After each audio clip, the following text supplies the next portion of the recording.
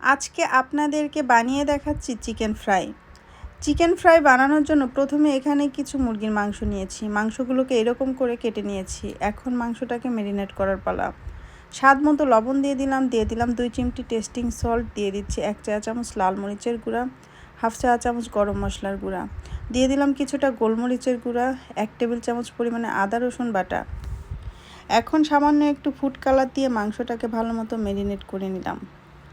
এখন মাংসটাকে ঢাকনা দিয়ে ঢেকে 1 ঘন্টা রেখে দিব। 1 ঘন্টা পরে ফিরে আসলাম। এর ভিতরে দিয়ে দিচ্ছি 4 টেবিল চামচ পরিমাণে কর্নফ্লাওয়ার দিয়ে মাংসটাকে ভালো মতো মেখে নিচ্ছি। ভালো মতো মাখানো হয়ে গিয়েছে, এখন ভেজে নেওয়ার পালা। এদিকে চুলায় প্যানের ভিতরে বেশ কিছুটা তেল গরম বসিয়েছি। তেলের ভিতরে মাংসটা দিয়ে দিচ্ছি ভাজার জন্য।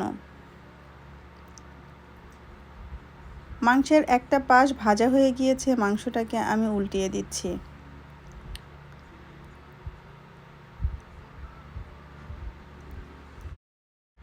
যারা চিকেন ফ্রাই খেতে পছন্দ করেন, আশা করি এই রেসিপিটা তাদের কাছে খুব ভালো লাগবে।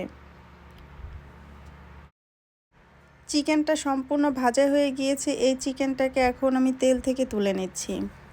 আমার চিকেন ফ্রাই রেসিপিটা আপনাদের কাছে কেমন লেগেছে আমাকে কমেন্টস করে জানাতে ভুলবেন না। চিকেন ফ্রাই খেতে খেতে বিদায় নিচ্ছি। আজকে এই পর্যন্ত। সবাই ভালো থাকবেন, আমার জন্য দোয়া করবেন।